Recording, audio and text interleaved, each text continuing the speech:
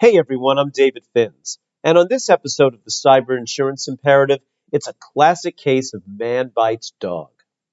As reported by multiple media outlets, an infamous ransomware gang has actually filed a complaint with the Securities and Exchange Commission against its own victim for failing to disclose their breach of the victim's network.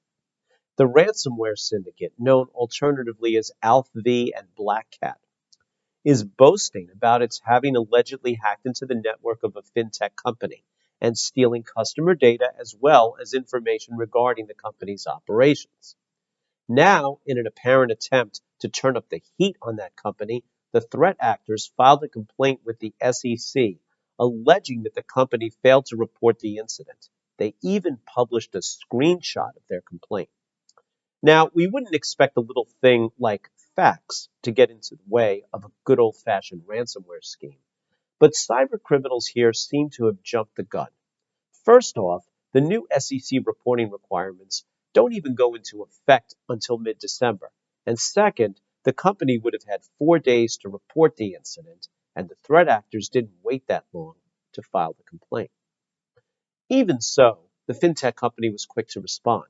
They have told the press that they engaged an outside team to investigate the incident and thus far have found no evidence of unauthorized access to their service platform. They further indicated that the incident has caused, and I quote, minimal business interruption. The SEC has yet to comment on the complaint. Regardless, this is hardly the publicity that the SEC wanted in advance of the planned enforcement date.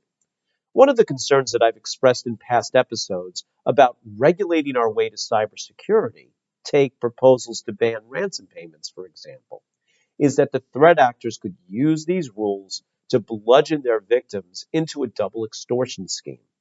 Prominent FBI officials have expressed similar concerns, and here we have an example of that playing out in real life. One thing that the fintech company got right, though, was taking control of the narrative and crafting a message to address stakeholder concerns head on. And this is precisely the type of planning that goes into a tabletop exercise. It's important to know how you will communicate both internally and externally when an incident arises. You wouldn't want to rehearse your evacuation plan while the building is burning, and the same is true for a cyber attack. That's where Alliance can help. We can conduct a tabletop exercise that pulls in your senior leadership so that you can begin to formulate a plan of action and answer the hard questions. Who will make the decision whether to take down the network as a precaution and under what circumstances? How will executives stay in touch if the network has been compromised?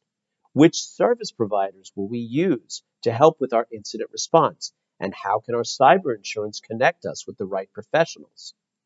What relationships do we have with law enforcement? And how can we cultivate those in advance? What criteria will we use to determine whether to make a ransom payment?